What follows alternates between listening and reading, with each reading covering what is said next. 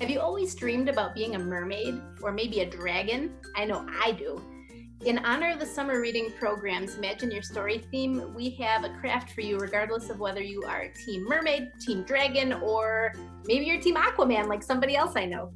So without further ado, you can do this craft using things that you have around the house. Stick around.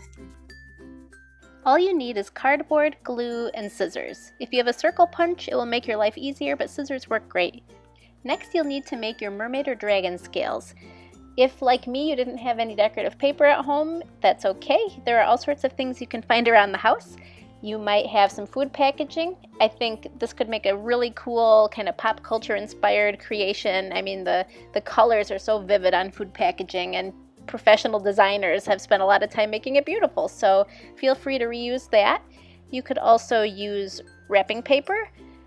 Security envelopes, like the kind bank statements come in, tend to have really cool patterns on the inside. You could also use old calendars or magazines. You could also recycle some paper, like for instance the 2018 Mr. Rogers Page a Day calendar, and just color it with colored pencils or markers or even crayons, and lo and behold, you have your own custom colorful paper. Next, you need to make a whole bunch of circles. You can either trace a circular object and then cut it out, or you can use a circle punch and punch away. I used recycled paper and envelopes, but I also added some aluminum foil for some sparkle. To figure out how big to make your cardboard, measure the diameter of your circles. Mine were 2 inches across, so I figured I could get 6 in a row if I had a 12 by 12 piece of cardboard. To get that size, I ended up taping a few pieces together. I also found it easier to mark some grid lines on my cardboard so that way I knew where to line up my scales.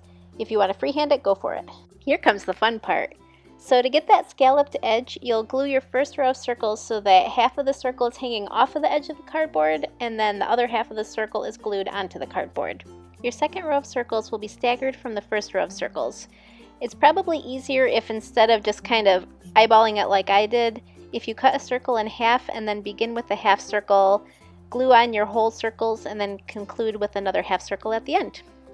The cool thing about this is that if some of your circles aren't quite perfect, it's okay because you can hide the imperfection at the bottom, and then when you glue the next row, it will cover it up. As you continue to glue, you'll just alternate the whole circle rows with the rows that have a half circle on either end.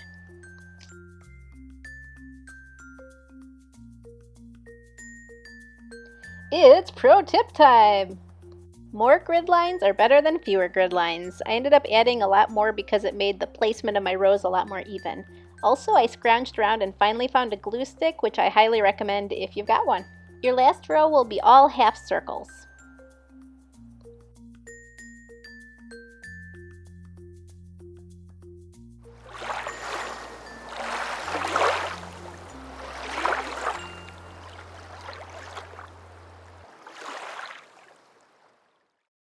Still feeling crafty? Did you know that you have access to thousands of art and craft classes online with Creativebug? It's free with your library card. You can find Creativebug on the library's website, ssldl.info. Click on Research and Alphabetize Databases and scroll down to Creativebug. You'll register with your library card, enter some information, and then you'll be ready to go. Why not try a collage class? If you search collage in the search bar at the top, it will bring you all kinds of classes. I'm intrigued by this mega geometric paper collage class.